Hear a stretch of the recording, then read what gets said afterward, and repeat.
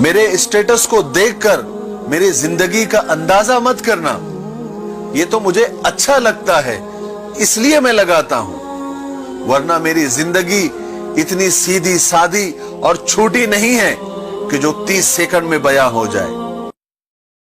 इंद्रजीत, याद रखो, जो स्वयं अपने हाथों अपनी कीर्ति को धूल में मिला देता है, देवता भी उसका सम्मान नहीं करते। वह कहेंगे कि मृत्यु के डर से रावण ने हार स्वीकार कर ली। हाँ, उनकी शक्ति से तुम भयभीत लग रहे हो। तुम्हारा मन और शरीर दोनों थक गए हैं। जाओ, अपने महल में जाकर विश्राम करो।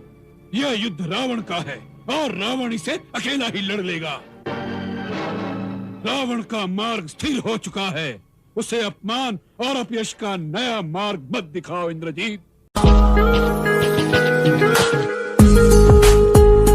तुम हमें शास्त्र सुना रहे थे। अरे शास्त्र में तो यह भी लिखा है कि यदि भाई ने कोई पाप भी किया हो, वह अपराधी भी हो, तब उस संकट में जो उसका साथ दे वही भाई कहलाने योग्य होता है।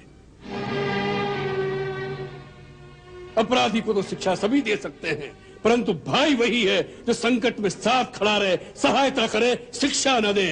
जाओ, जाकर सो जाओ। रावण को अपनी आन निभाना और शान के साथ जीना और मरना दोनों आते हैं। जाओ।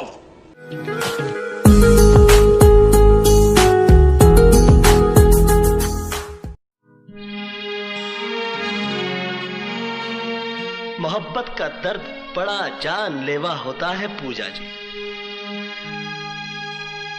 मैंने तो तुम्हें माफ किया, मगर दोबारा कभी इंसान का जन्म मिले तो मोहब्बत जरा सोच समझ कर कीजिएगा।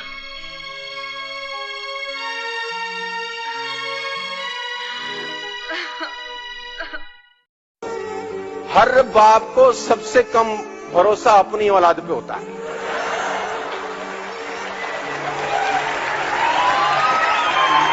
और ये जितने लोग जोश में आए सब कुंठित होंगे। मतलब पड़ोसी की औलाद पे भरोसा हो जाएगा राहुल जी, अपनी औलाद पे नहीं होता बाप को। पड़ोसी का लड़का आपके बाप को आके बोलते अंकल आईएएस बनना है, आपका बाप बोलेगा शाबाश, well done, you can do it. और अपना बेटा आके बोले पापा आईएएस बनना है, तो बाप बोलेगा तू बनेगा, बैठ घर में। मैं गलत तो नहीं कह रहा। एक ऐसा यार बनाओ जब तेरे माँ बाप को जरूरत हो, तेरी बहन को जरूरत हो, तेरे बच्चों को, तेरी बीवी या तेरे परिवार में किसी को भी जरूरत है, जब तेरा बुरा वक्त हो ना तो तेरे आगे वो आके खड़ा हो जाए। तो ऐसा है दोस्त, अब आप देख लो, जैसे मेरी बात है, मैं बहुत सिंपल हूं कि दोस्त, मैं एक शेर की दोस्ती पसंद करता हूं, 1000 कुत्ते और गीदड़ों से बेहतर होती है, क्योंकि वक्त वही शेर आएगा। जय हिंद, वंदे मातरम, इंकलाब जिंदाबाद, भारत माता की जय। आज मैं आपको जिंदगी के बहुत ही इंपॉर्टेंट रहस्य बता रहा हूं जो आपको हमेशा याद रखना है। अपनी उम्र और अपनी कमाई हमेशा छिपाइए, चाहे कोई भी आपसे पूछे। दूध को हमेशा खड़े होकर पीजिए और दवाई और पानी को हमेशा बैठकर पीजिए। खुद की बड़ाई को और दूसरों की बुराई को हमेशा भूल जाइए। घर में चीजें उतनी ही लाइए जितनी काम आए। जबान को हमेशा संभाल कर और थोड़ा बहुत पहचान कर बोलिए। हमेशा दुख में पहले और सुख में बाद में किसी के पास जाइए। भाई, हाँ, दुनिया का सबसे मुश्किल काम क्या है? पापा को गले लगाना।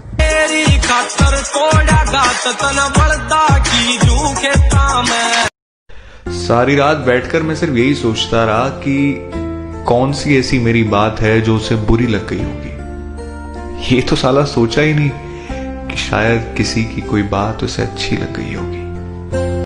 ये कहानी है दो बच्चों की जो एक गांव में रहते थे।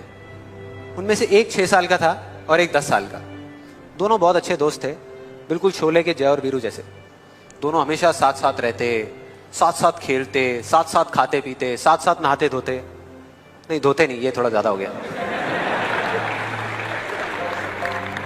तो एक दिन वो दोनों गांव से थोड़ा दूर निकल गए और खेलते खेलते उनमें से जो बड़ा बच्चा था 10 साल वाला, वो एक कुएं में गिर गया और जोर जोर से चीखने चिल्लाने लग गया, क्योंकि उसको तैरना नहीं आता था। अब जो दूसरा बच्चा था, छोटा सा 6 साल का, उसने अपने आसपास में देखा और उसको कोई नजर नहीं आया, उसको कोई नहीं दिखा जिसको कि वो बुला सके हेल्प के लिए। और फिर उसकी नजर पड़ी एक बाल्टी पे जिसपे एक रस्सी बंधी हुई थी। उसने एक सेकंड भी वेस्ट नहीं किया, उस बाल्टी को उठा करके कुएं में फेंक दिया और अपने दोस्त को बोला कि पकड़ ले इसको। उसके दोस्त ने पकड़ा और वो अपनी पूरी ताकत लगा करके पागलों की तरह उसको खींचने लगा। खींचता रहा, अपनी पूरी जान लगा दी उसने। छोटे से बच्चे ने, 6 साल के और 10 साल के बच्चे ने उस बाल्टी को पकड़ा हुआ था। खींचता रहा और तब तक नहीं रुका जब तक उसने अपने दोस्त को बचा नहीं लिया, जब तक वो बाहर नहीं आ गया।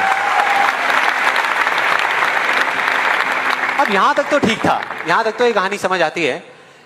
लेकिन हुआ क्या कि जैसे ही ये 2 बच्चे जब दोनों एक हो गए, जब बाहर आए और आकर के गले मिल रहे, रो रहे और खुश हो रहे, एक तरफ से उनको डर भी लग रहा था। डर था कि अब गांव जाएंगे तो बहुत पिटाई होगी जब उनको बताएंगे कि ऐसे हम कुएं में गिर गए और ये सब चीजें हुई। लेकिन मजे की बात, ऐसा कुछ भी नहीं हुआ। वो जब गांव गए और जा करके उन्होंने अपने घर वालों को बताया, बाकी गांव वालों को बताया, तो किसी ने विश्वास नहीं किया, पूरे गांव वालों ने। और वो अपनी जगह बिल्कुल ठीक थे, क्योंकि उस बच्चे में इतनी ताकत भी नहीं थी कि वो एक बाल्टी पानी से भरी हुई वो उठा सके। तो इतने बड़े बच्चे को इतनी ऊपर खींचना तो बहुत दूर की बात है। लेकिन एक आदमी था उस गांव में, उसने विश्वास कर लिया। उनको सब रहीम चाचा कहते थे, उस गांव के सबसे समझदार बुजुर्गों में से एक। और सबको लगा कि यार ये कभी झूठ नहीं बोलते, अगर ये कह रहे हैं तो जरूर कोई ना कोई बात होगी, कोई ना कोई वजह होगी जिस वजह से ऐसा कह रहे हैं। और फिर सारे गांव वाले इकट्ठे होकर के उनके पास में गए और जाकर के बोले कि देखो जी, हमें तो कुछ समझ आ नहीं रहा, आप ही बता दो कि ऐसा कैसे हो सकता है। तो उनको हंसी आ गई। वो बोले कि यार इसमें मैं क्या बताऊं, वो बच्चा बता तो रहा है उसने कैसे किया। बाल्टी को उठा करके कुएं में फेंका, उसके दोस्त ने बाल्टी को पकड़ा, उसने रस्सी को खींचा और अपने दोस्त को बचा लिया। तो आपको पता तो है उसने कैसे किया, बच्चा बता तो रहा है, इसमें मैं क्या बताऊं। तो सारे गांव वाले उनकी शक्ल देख रहे। फिर कुछ देर बाद वो बोले कि सवाल ये नहीं है कि वो छोटा सा बच्चा ये कैसे कर पाया, सवाल ये है कि वो ये क्यों कर पाया, कि उसके अंदर इतनी ताकत कहां से आई है। और बोले इसका सिर्फ एक जवाब है, सिर्फ एक, कि जिस वक्त उस बच्चे ने ये किया, उस टाइम पे उस जगह पर दूर दूर तक कोई नहीं था उस बच्चे को ये बताने वाला कि तू ये नहीं कर सकता।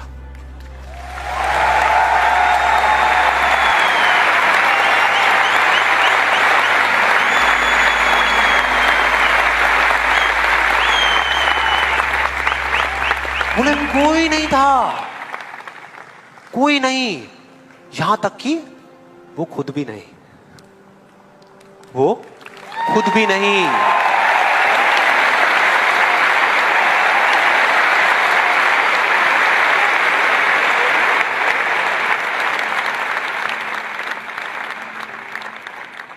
अब मैं आप लोगों से पूछता हूं कि अगर कुछ ऐसा हो जाए, अगर आपको भी उस बच्चे की तरह किसी की आवाज सुनाई ना दे, जो आवाजें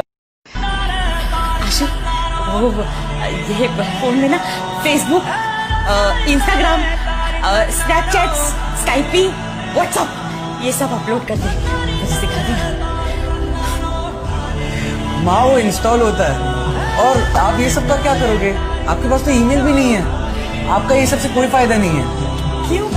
तू भी तो हमेशा इसी पे लगा रहता है ना, अपने दोस्तों से सब कुछ शेयर करता है, उनसे बातें करता रहता है। तो मैं सब सीख जाऊंगी ना तो तुम मुझसे भी बातें करेगा। तेरी उंगली पकड़ के चला, ममता के आंचल में पला, माँ ओ मेरी माँ, मैं तेरा लाडला।